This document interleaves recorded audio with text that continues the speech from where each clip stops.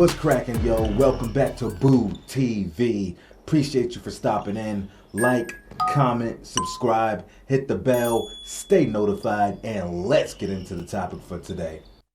As promised, I said once I hit 1,000 subscribers, I would release my top 10 players of all time. And while I thought I didn't need to think about it much, as I started putting together these rankings, I found it to be extremely difficult and found myself moving players up and down. I tried my best to be completely unbiased as much as I possibly could and really try to weigh things from as many angles as I possibly could. I started finding myself in debates with players where I would say, well, I think this guy was clearly the better basketball player, but this guy was still a great player, not as good as this guy. But when you look at what he was able to accomplish in his career, this guy had a better career with better accolades. And I didn't want this to turn into a better player versus who had the better career, because I almost felt like I would be copping out of the greatest top 10 players of all time. So I had to try to find as much of a balance between purely what you are individually and the team's success. I always thought the debate for the greatest of all time, or even ranking 10 of the greatest players of all time, is always a very nuanced process. I don't think the answer is ever black and white. I just want to say that players have to get ranked, right? So while there may be a player that's high on the list, and there may be a player that's low on the list, it does not mean that there's a whole bunch of separation between player A and player B. The majority of the players on my top 10 list each have an argument to be the greatest of all time and to occupy that number one space. It really comes down to the details when parsing these players against each other. So as you can see, I'm not doing one video where I just go through all 10 players. I'm going to release a video for each player with their ranking and a explanation as to why I ranked this player where I did. And there's going to be a playlist specifically for that, and you can find the link to that playlist in the description of each of these videos. With that being said, let's get into the player for today. Coming in at number 9 on my top 10 players of all time is none other than Timothy Theodore Duncan, aka Tim Duncan, aka Timmy D, aka the Big Fundamental. A player who is widely regarded as the greatest power forward of all time. And though that is how he's remembered, I would also like to point out that Tim Duncan really also played his fair share at the center position as well. All right. Timmy D was 6'11", just shy of 7 feet, roughly 245, 250 pounds. Came out of Wake Forest, drafted in 1997. Round 1 with the first overall pick, and as we know, he was selected by the San Antonio Spurs and played 19 years from 97 to 2016. All right, let's just run down some of his accolades and career highlights before we really get in talking about Timmy Duncan. All right, 5-time NBA champion, 3-time NBA Finals MVP, 2-time NBA Most Valuable Player, 15-time NBA All-Star, NBA All-Star Game MVP, co-MVP actually, 10 All-NBA First Team selections, 3 Second Team selections, 2 Third Team selections, 8 NBA All-Defensive First Team selections, 7 Defensive Second Team selections, NBA Rookie of the Year, NBA Rookie First Team.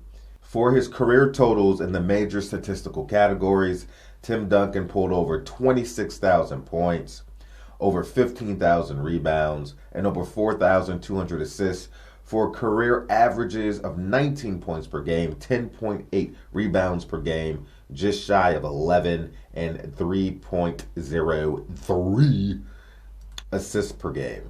All right. When you look at Tim Duncan's career, he came in very NBA ready.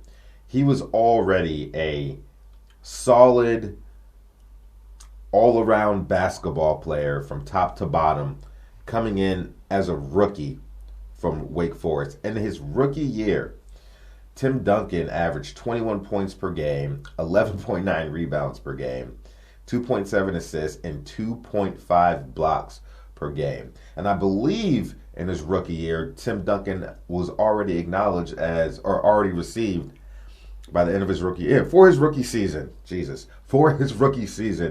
Tim Duncan made All-NBA defensive first team. He was a defensive juggernaut from the beginning, being paired with David Robinson, who was just coming off a season where he was mired with injuries, I'm pretty sure, and they were coined as a tandem, the Twin Towers. When you look at his year-by-year numbers, Tim Duncan was extremely consistent, all right? He had 13 solid years where he was hitting around 20 points per game, 11 to 12 rebounds per game, and it was after his 13th season when his numbers started to dip. He started to decline as a player, but still, with that being said, he was still extremely effective in his twilight years, playing his role. But his first 13 seasons, there's no denying that he was consistent. Anywhere between, 18 to 24, 25 points per game. Now, there was only one season where he averaged 25 points per game for his career. He averaged 25.5 points per game and I believe 12.7 rebounds and 2.5 blocks. Absolutely incredible numbers. But it's not because he couldn't, okay? Tim Duncan was not a shameless, for lack of better words, an aggressive scorer. But when he needed to be, he could be. Tim Duncan had a very timid, no pun intended, timid demeanor, but not in a bad way.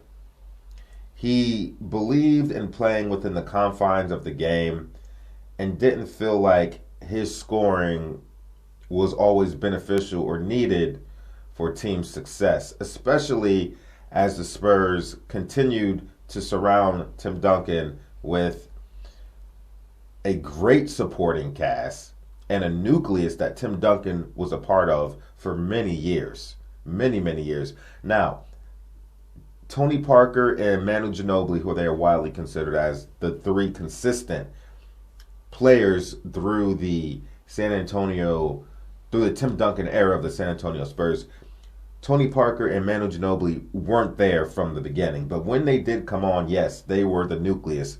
And the San Antonio Spurs organization constantly had good revolving pieces around these three players that always played a role and were ready to contribute to good playoff runs, long playoff runs, and in 5 situation championships.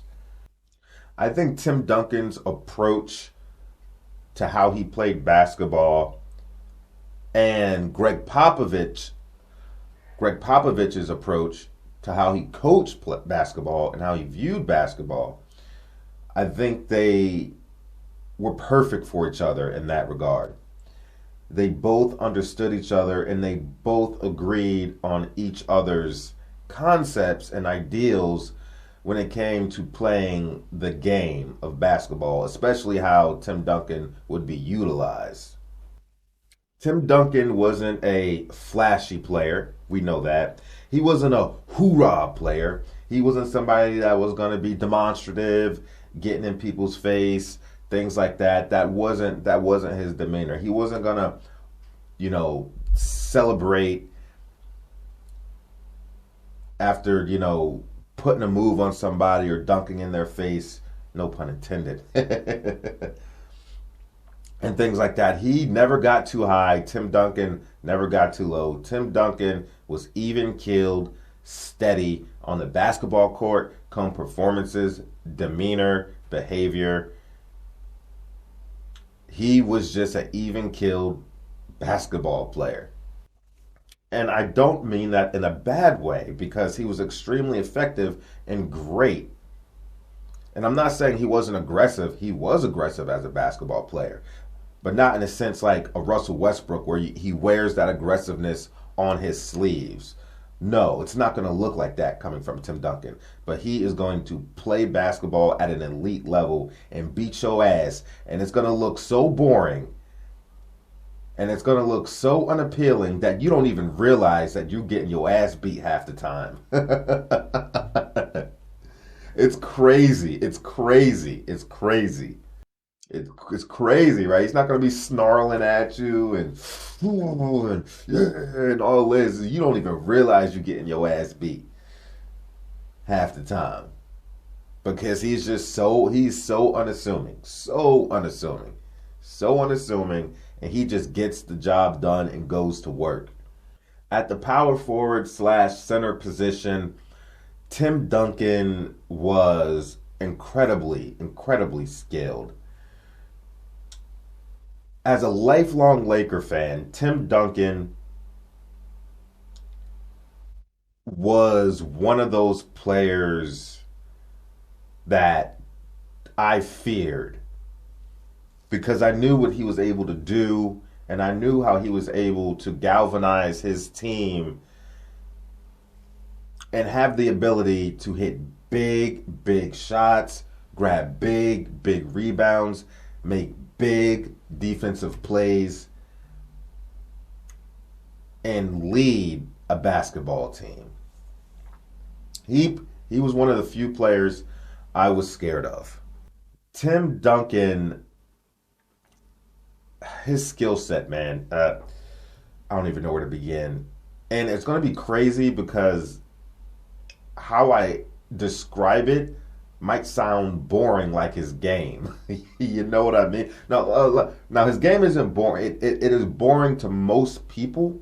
But if you are a basketball savant and you really break down how Tim Duncan plays the game, it's beautiful. It's boring that from the perspective of you're not going to get like a lot of ESPN highlight reels, a lot of top 10 Sports Center plays, stuff like that. You're not going to see that from Tim Duncan. But his game is fundamentally sound and beautiful. But it's labeled as boring because it's not flashy in that regard. His game is beautiful. Make no mistake about it. His post work was incredible. One of the greatest post players we've ever seen in the game of basketball. Tim Duncan had great footwork and had no wasted movements when he was on the block. And Tim Duncan played within his collective skill set and really didn't try to go outside and do too much ever, unless it was absolutely called upon him to do so. Tim Duncan was strong, would fight for his post position, get post position early in the shot clock, and demand the ball. And when he got the ball, he wasn't always just trying to go to work to score. Tim Duncan was a brilliant passer, despite, you see his assists, 3 assists per game, that's nothing. No. Tim Duncan was a brilliant passer. Did all his pass lead to the score? No, because we know how the San Antonio Spurs play basketball. Nobody monopolizes the basketball, and the ball's going to get passed around before a bucket's actually made. I can imagine Tim Duncan probably has a lot of hockey assists. You know what I mean? But he always made the right pass. And I don't think Tim Duncan gets enough credit for that because his assist numbers don't jump out. When Tim Duncan would go to work on the post, you couldn't stop the man. If he started pounding the basketball, he was either going to be on the outside of the block, come in center, and he had a wonderful either baby hook or floater, either all net or off the glass. We all know that Timmy Duncan is arguably the greatest basketball player to use the backboard. Any angle, anywhere on the court, jump shots, floaters, layups, finger rolls, fadeaways, things like that. He knew how to use the glass. And he is the one player in NBA history that had the right to never call glass because you already knew what time it was. So many moves out there on the block and in the post. And if he didn't come in sweeping center in the paint for a floater or something off the glass, he'd trick you. He'd come center, boom, dip the shoulder, maybe pump fake, maybe not pump fake, depending on how the defense reacts, comes back around and finish with the left hand. A fantastic left hand finisher at that. And there are occasions where Timmy Duncan has had his fair share of posters, putting people on posters. Yeah, Tim Duncan had some ruthless moments like that. Another thing Tim Duncan was an excellent rebounder. There wasn't many seasons in his career where he averaged under 10 rebounds per game. And especially playing in an era where there were also a lot of bigs that he would see on a night-to-night basis, I find that more impressive. Versus today where, you got these big players that aren't even really rebounding like they're supposed to. Pretty pitiful in my opinion. Duncan was also really quick off his feet. Now, Tim Duncan isn't this incredible athlete. He's not going to jump out the gym. He's not going to out-sprint you in a fast break situation or even in a half-court situation, really just blow by his defenders easily. No. He's crafty. He has good footwork. He knows how to use his body, and he knows how to use his angles. But one thing Tim Duncan really was great at was being quick off of his feet. Now, he wasn't, like I said, he wasn't going to jump out the gym for rebounds, like a DeAndre Jordan or somebody like that. But he was crafty. He knew how to box out incredibly well. Amazing at boxing out in the post and quick off his feet. He didn't jump very high. But if he jumped up to tap the basketball, or get a tip in and he missed, he was right back up in the air getting another rebound or tipping it in again. No question about it. And that also was very beneficial in his defense because I've seen Tim Duncan quick off his feet, reject people at the rim. They get the ball back, go right back up. Give me that. I'm already back in the air. Tippy toes, baby. Twinkle toes. Twinkle toes, Tim Duncan. Right back in the air. I've seen him do some incredible things as far as keeping plays alive and protecting the basket just by being quick off his feet and denying the basket in one possession multiple times. Tim Duncan was also a marksman from the mid-range. A great mid-range jump shooter. Now, he wasn't going to hit you with the mid-range in isolation. It was going to be a lot of pick and pop situations. And they would either kick back out and he would just square up. Always fundamentally sound. Square up, shoulders right, boom, glass. Every time Tim Duncan shot a mid-range jumper, I felt like it was going in. And Tim Duncan never really, like I said, he never really forced shots. He just played within the offense, exerted his greatness and dominance when the Spurs needed it, but really was just comfortable doing what he had to do to contribute and let other people eat as well. Now, if Tim Duncan wanted to, he could have averaged 24, 25 points per game for his career. I've seen Tim Duncan, when he goes into scoring mode, it's goddamn scary, okay? It's scary. The man cannot be stopped. The man could not be stopped when he went into scoring mode. And there were games where he felt the need to do that, or felt it was beneficial to the team, or Pop called his number and he was there to deliver. But when Tim Duncan wanted to get into that scoring mode, he absolutely could, and there wasn't a goddamn thing you or anybody else could do about it. He was scary and unstoppable. Tim Duncan always made timely plays on both ends of the floor. He doesn't get labeled a clutch player, but make no mistake about it, Tim Duncan was clutch, was always there to make not just timely basket, timely plays. All right, both ends of the floor, and even just facilitating the offense as the centerpiece in the San Antonio Spurs offensive schemes. He was extremely clutch in facilitation in general. Now, with that being said, we all know Tim Duncan has 5 championships. But one thing Tim Duncan did not do, he never defended his championship title. During their tenure, during the Spurs dynasty, and yeah, I think 5 championships in 19 years is enough to call them a dynasty, even though they never went back to back or they never did, 3 in a row or anything like that.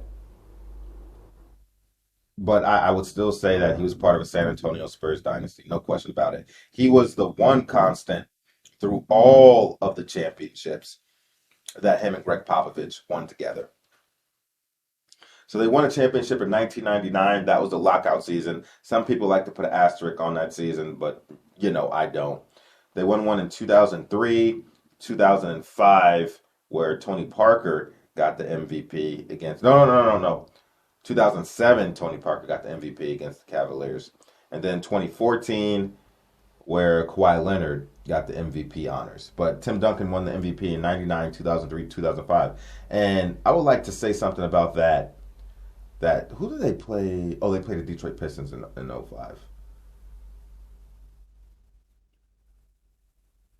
Yeah, it was the Pistons.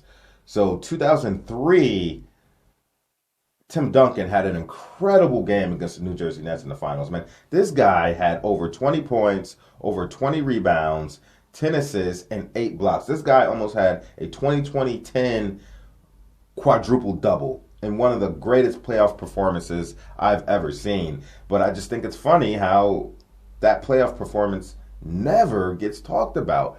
And the media and everybody are a little bit subject to recency. Oh, actually, there's a lot of recency bias. I understand there's a long history of our league and a lot of great performances. But there are other players that have had great final performances that haven't been duplicated and may never again be duplicated. Tim Duncan being one in that amazing NBA Finals game. I can't remember if it was the clinching game to win a championship or not, but the dude literally almost had a quadruple double with 8 blocks. It was a sensational performance. And I'm just watching that game, and I'm just like, sheesh. Sheesh, this is incredible. And that was the year the Spurs knocked off the Lakers. The Lakers were looking to do 4 in a row. That was a sad year for me. And I had to watch Tim Duncan beat my Lakers and then go on to thrash the rest of the teams on his way to winning his second championship. Now, Tim Duncan did have his fair share of playoff disappointments from the years after that 2007 championship to 2013. The San Antonio Spurs did suffer some early playoff exits, first round, second round. Tim Duncan had some bad playoff performances. I remember that game. He had 5 points and 3 rebounds, probably the worst game of his career. But I don't really hold people's feet to the fire that much for occasional bad playoff performances and early flameouts, only because when you play that long, it's inevitable. You're not going to win every single time. You're not going to play amazing every single time. I hate when people try to taint somebody's career over one game or one playoff series when they have shown to be consistently great throughout their career. Not saying that you can't shed light upon people's failures or poor performances, but I can't say it's the end all be all unless performances like that are their MO, And for Tim Duncan, it was not his MO. I would also like to point out that year with his 5th championship, the 2013-2014 season, and that was more Tim Duncan in his twilight years. He really mustered up a lot of strength and grit inside of him and really put together some memorable performances for what would be a memorable season, even though he wasn't the player that he used to be. During that season, Tim Duncan had a game where he became the oldest player ever in the history of the game to record a 20-point, 20-rebound game with 23 points, 21 rebounds, and hit the clutch bucket against the Atlanta Hawks. The Spurs that season won 62 wins and went on to defeat the Miami Heat in the NBA Finals in the rematch from the year prior. At the end of Tim Duncan's final season, he was actually ranked first in point, rebound, double-doubles among active players in his final season. as a role player with limited minutes. Put that into perspective. I will never forget one of the most heartbreaking plays, or potentially heartbreaking plays, that Tim Duncan did against my Lakers. Now, the Lakers ended up winning the playoff series, but I will never forget the incredible shot Tim Duncan made. It was the game where Derek Fisher hit the shot with 0.4 seconds on the clock. So before that possession, before the 0.4 second possession, when the San Antonio Spurs had the ball, Tim Duncan made the shot to put the San Antonio Spurs up. And as he's going up for the shot, I was like, ain't no way in hell that's going in. The Lakers got this. This dude was like somewhere in the mid-range, was like falling over this way while fading back. Now, this is off memory. I haven't watched the clip in many years. And he was like fading and drifting, like falling down, shoots the ball with like one hand damn near while sideways, and it went in. And I'm like, oh my God. I do not believe this. The Lakers are about to lose this game. 0.4 seconds left on the clock. Next possession, Derek Fisher. The rest was history. But in that moment, after Tim Duncan hit that shot, he had ripped my heart out until Derek Fisher sewed it back together again. That was one of the most gut-wrenching plays I had to experience in my life as a Laker fan. Courtesy of Tim Duncan. So call him what you want, boring, whatever. He got the job done, and he's one of the greatest players to ever play this game. I'm going to read a quote that Tim Duncan said in response to him being called boring. Quote, Tim Duncan said, "If you show excitement, then you also may show disappointment or frustration. If your opponent picks up on this frustration, you are at a disadvantage." I think that's a great quote. And while I think for some players they can have highs and they can have lows and they can still perform, it doesn't matter if they wear their emotions on their sleeve. For some people, they can't do that, and people will pick them apart and exploit them for that. But that just goes to what I said. Tim Duncan was even Stevens, man. Even killed, not too high, not too low. You couldn't trash talk Tim Duncan. He wasn't going to do anything because he was just focused on playing basketball. Tim Duncan, number 9 on my list, the greatest power forward of all time. Statistically, could have been even better if he wanted to, but really played within the confines of the team and did what he had to do, and when he needed to do more, he would do more from an offensive perspective. But he was a beast offensively and defensively, regardless of him not looking to build certain stats up. Tim Duncan, number 9. Appreciate you guys. Let me know what you think about it. Do you agree? Do you disagree? Where do you have Tim Duncan on your all-time list? And do you consider him the greatest power forward of all time?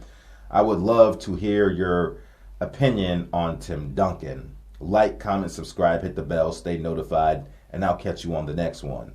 We out, baby.